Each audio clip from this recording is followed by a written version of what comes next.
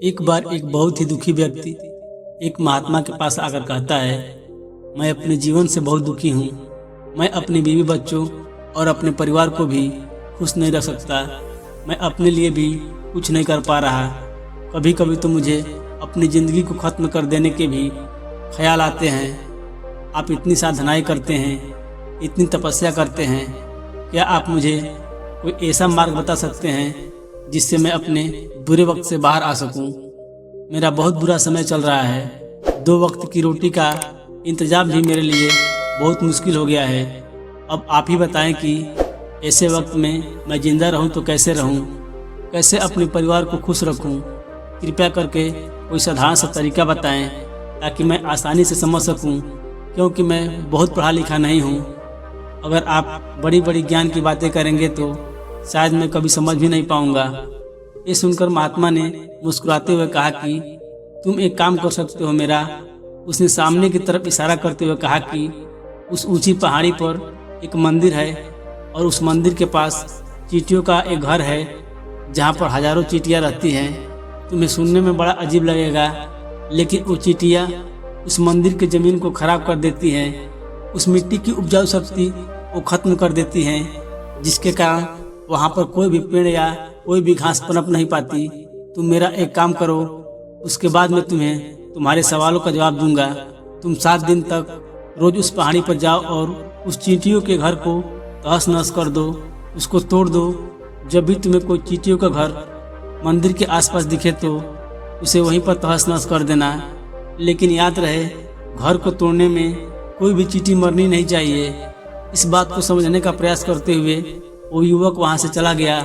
शायद उसको कुछ समझ नहीं आया था कि महात्मा जी ऐसा क्यों करवा रहे हैं। वो तो उन चींटियों पर अन्याय कर रहे हैं, उनका घर तोड़वा रहे हैं, उन्हें नुकसान पहुंचा रहे हैं। आखिर कौन महात्मा ऐसा करेगा? लेकिन फिर भी उस महात्मा की बात मानते हुए वो अगले दिन से ही पहाड़ी पर जाना शुरू कर देता है। जब वो पहले दिन पहाड़ी पर पहुंचता है तो देखता है कि बहुत सारी चींटियाँ अपना खाना जुटाने में लगी हुई हैं।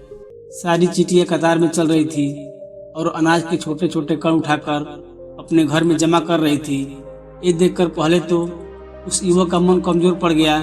उसने सोचा कि इतनी मेहनत करके अपना घर भर रही हैं और मैं इनके घर को तबाह कर दूंगा तो इनको कितना बुरा लगेगा। लेकिन फिर उसने उस महात्मा की बात याद करते हुए उस घर को तोड़ना शुरू कर दिया।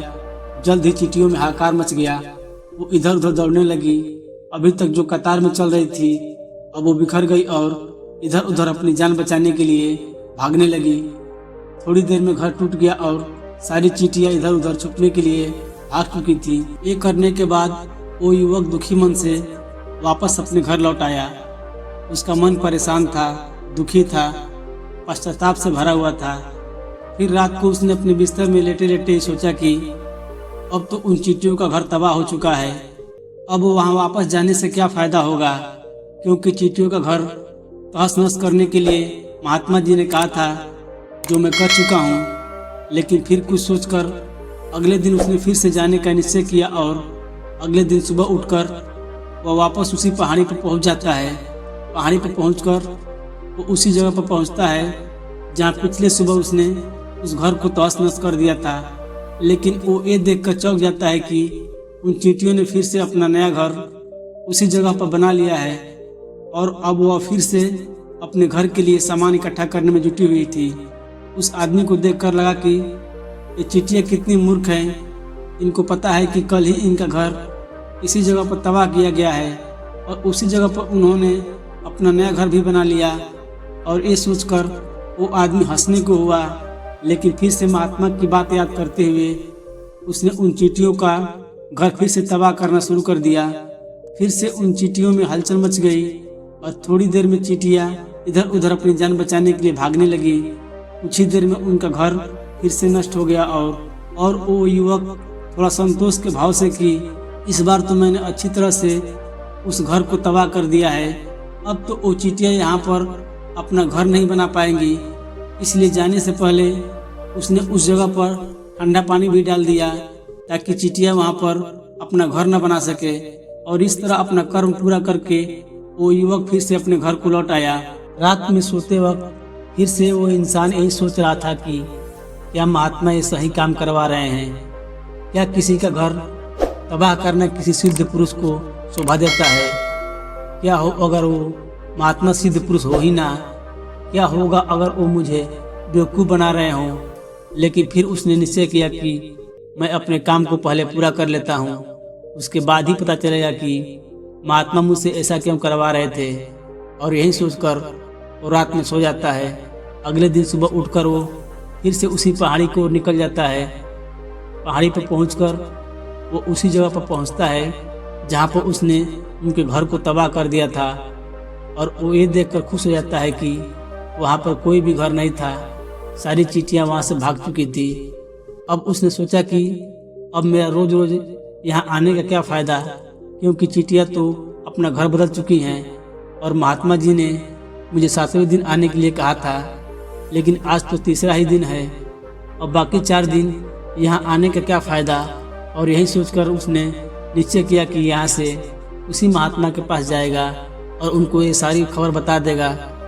जब वो वापस मुड़कर उस पहाड़ी से उस महात्मा की कुटिया की तरफ जाने लगा तो उसने देखा तो अचानक उसकी नज़र एक और घरौंदे पर पड़ी जो चींटियों ने ही बनाया हुआ था।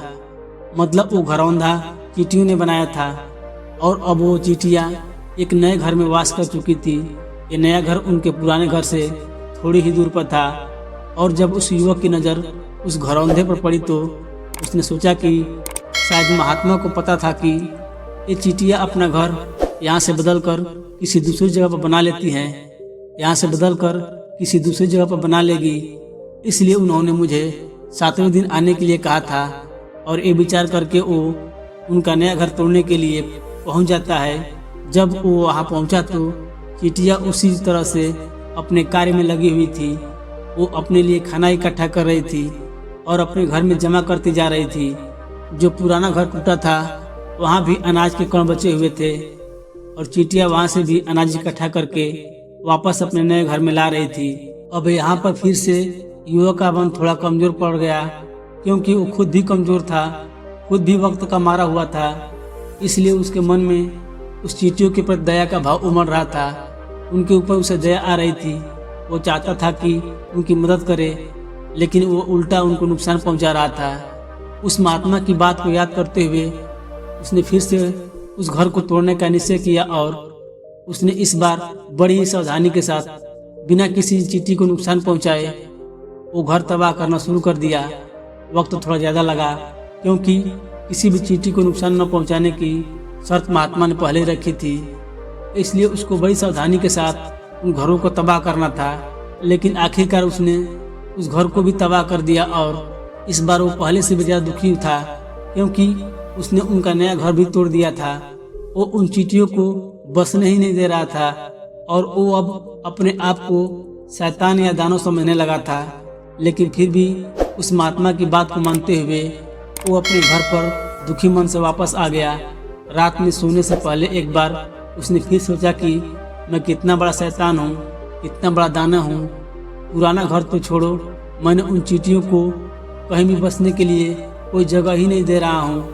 वो चींटियाँ मेरे बारे में क्या सोचती होगी, वो कितना दुत्कारती होगी उस परमात्मा को जो मेरे द्वारा ये काम करवा रहा है। लेकिन फिर भी उसने अगले दिन जाने का निश्चय किया और अगले दिन सुबह सुबह ही वो फिर से वहाँ पर पहुँच गया।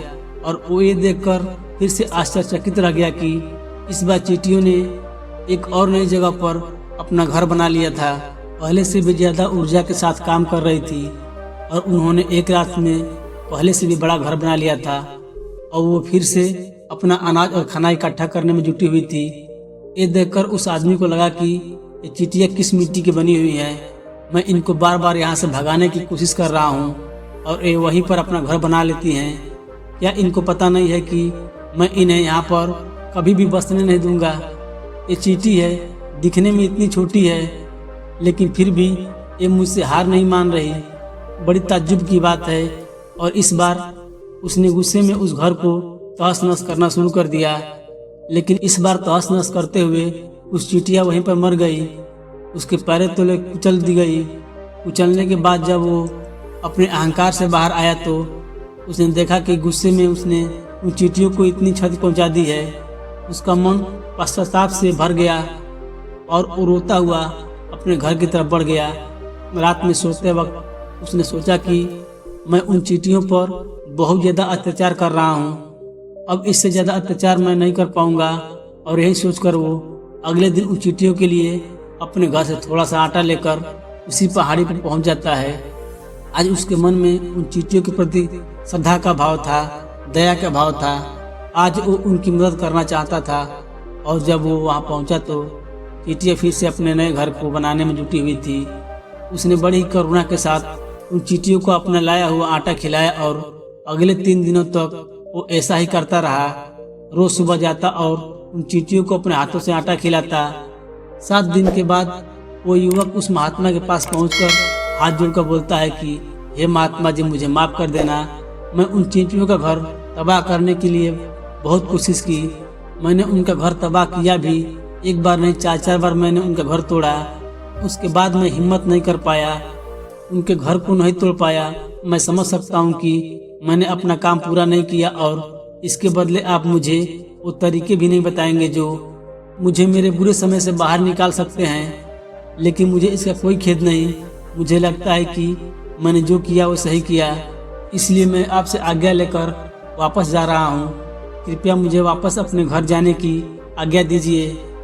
ये सुनकर महात्मा ने मुस्कुराते हुए कहा कि अरे बेटा, कहाँ चल दिए? रुको, थोड़ा पानी पी लो, उसके बाद चले जाना। और एक कहकर वो महात्मा उस युवक के लिए पानी लेकर आते हैं।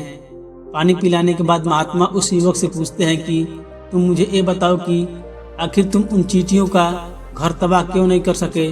वो चींटियाँ तो इतनी छोटी छोटी हैं और तुम इतने विशालकाय हो, फिर भी तुम इन छोटी छोटी चींटियों का घर तबाह नहीं कर पाए। कहाँ है तुम्हारी शक्ति, तुम्हारा बाहुबल? इसका जवाब देते हुए उस युवक ने कहा कि हे महात्मा, मैं उन चींटियों का घर तबाह कर दिया था, बार बार किया था। एक बार तो मैं अपने गुस्से में उन चींटियों को भी हानि पहुंचा दी थी, लेकिन जिस दिन मैंने उनको हानि पहुंचाई उसी दिन मेरे को लगा कि मैं इनको क्यों हानि पहुंचा रहा हूं, क्यों इनको इतनी तकलीफ दे रहा हूं।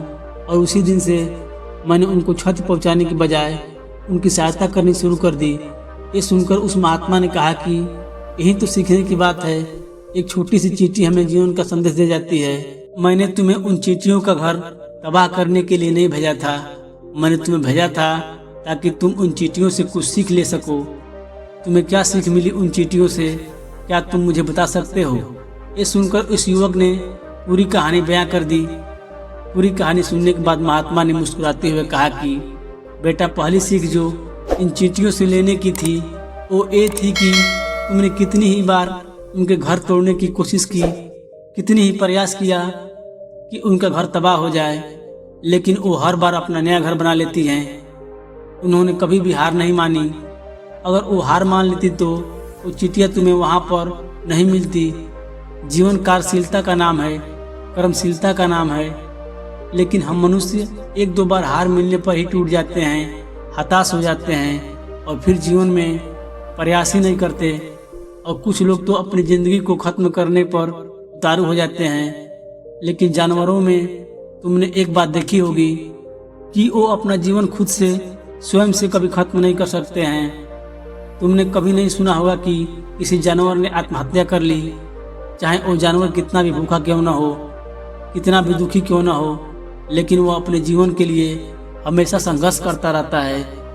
लेकिन वहीं पर दूसरी तरफ हम मनुष्य 1-2 बार हताश होने पर ही अपना जीवन खत्म कर लेते हैं। जीवन तो कर्मशीलता है, कर्म करने का नाम ही जीवन है और मृत्यु आखिरी विश्राम है, परम विश्राम है। इसलिए मृत्यु से पहले कर्म करना कभी मत छोड़ना, क्योंकि मृत्यु के बाद तो तुम परम विश्राम में चले ही जाओगे। तो उससे पहले कर्म करना क्यों छोड़ रहे हो, क्यों हताश हो रहे हो? अगर तुम्हारा एक घर टूट गया तो दूसरा घर बनाने का प्रयास करो, कोशिश करो। और कोशिश करने वालों की कभी हार नहीं होती। ये तुम उन चींटियों से देख चुके हो। देखने में तुमसे कितनी छोटी है वो चींटियाँ और तुम इतने बड़े हो, लेकिन उनका मन तुम्हारे मन से इतना बड़ा है, इतना विशाल है, इतना दृढ़ संकल्प है कि इतनी बार घर टूटने पर भी उन चींटियों ने कभी हार नहीं मानी। दूसरी सीख यहाँ से लेने की थी, वो ये थी कि जब भी हमारे ऊपर बुरा समय आता है हमें लगता है कि ये समय कभी नहीं जाएगा, ये समय मेरे जीवन को बर्बाद कर देगा, मुझे कभी नहीं जीने देगा।